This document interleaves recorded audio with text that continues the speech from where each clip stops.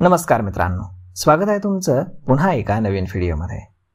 मित्रांनो, सध्या IPO मार्केटमध्ये प्रचंड उत्साह दिसून येतोय। अनेक कंपन्या शेअर बाजारामध्ये नव्याने पदार्पण करतायत। त्यापैकी काही गुंतवणूकदारांना मालामाल करतायत, तर काही कंपन्यांनी निराशा केली आहे। आता या यादीमध्ये आणखीन एका मोठ्या कंपनीचं नाव जोडलं जाण्याची शक्यता आहे।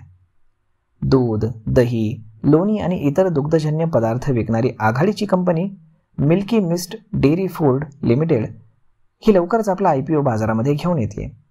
त्यासाठी त्यांनी सेबीकडे कागदपत्र देखील सादर केलेत। तर मिल्की मिस्ट डेअरी फूड लिमिटेडनं सोमवारी म्हणजेच 21 जुलै 2025 रोजी सेबीकडे त्यांच्या प्रारंभिक सार्वजनिक ऑफरिंगसाठी मसुदा कागदपत्र सादर केली आहेत।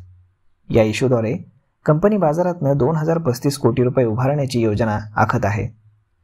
DRHP मध्ये दिलेल्या माहितीनुसार कंपनी या IPO मध्ये नवीन शेअर्स जारी करेल, तर काही शेअर्स प्रमोटरकडनं ऑफर फॉर सेलद्वारे विक्रीसाठी ठेवले जातील। मिल्की मिस्ट डेअरी फूडने सेबीकडे दाखल केलेल्या मसुद्यामध्ये असं म्हटलंय की ती तिच्या IPO मधील एकूण इश्यू आकारापैकी 1785 कोटी रुपयांचे नवीन इक्विटी शेअर्स विकेल, तर कंपनीच्या प्रमोटर्सकडनं 250 कोटी रुपयांचे शेअर्स हे ऑफर फॉर सेलद्वारे विकले जातील। IPOद्वारे बाजारामधून उभारलेले पैसे milky Mist Dairy Food limited कर्ज फेडण्यासाठी आणि इतर महत्त्वाच्या कारणांसाठी वापरणार आहे। अहवालानुसार कंपनी एकूण रकमेपैकी 750 कोटी रुपये कर्ज फेडण्यासाठी वापरेल। याशिवाय पेरुंगाई येथील उत्पादन सुविधेचा विस्तार आणि आधुनिकीकरण करण्यासाठी 414 कोटी रुपये हे वापरले जातील।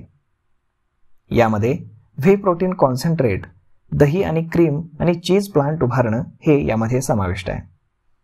कंपनीच्या नावावरूनच स्पष्ट होतंय की ही दुग्ध क्षेत्राशी संबंधित एक मोठी कंपनी आहे। तिच्या उत्पादनांना बाजारामध्ये मोठी मागणी आहे। मिल्की मिस्ट या पॅकेज फूड ब्रँडच्या उत्पादन पोर्टफोलिओमध्ये चीज, पनीर, बटर, दही, तूप, आईस्क्रीम, चॉकलेट आणि इतर गोठलेले पदार्थ यांचा समावेश आहे। कंपनीने वर्षाच्या सुरुवातीलाच IPOचे संकेत दिले होते, जेव्हा तिनं JM फायनान्शियल आणि IIFL कॅपिटल सर्व्हिसेस आणि ॲक्सिस कॅपिटल यांना मर्चंट बँकर म्हणून नियुक्त केलं होतं। मिल्की मिस्टचा हा IPO आता गुंतवणूकदारांसाठी एक नवीन पर्याय उपलब्ध करून देणार आहे। तर मग मित्रांनो, अशा पद्धतीनं दही, दूध, लोणी विकून ही कंपनी बाजारामध्ये 2035 कोटी रुपयांचा IPO घेऊन येते। यावरती आपलं मत काय हे तुम्ही आम्हाला कमेंट करून नक्कीच सांगा।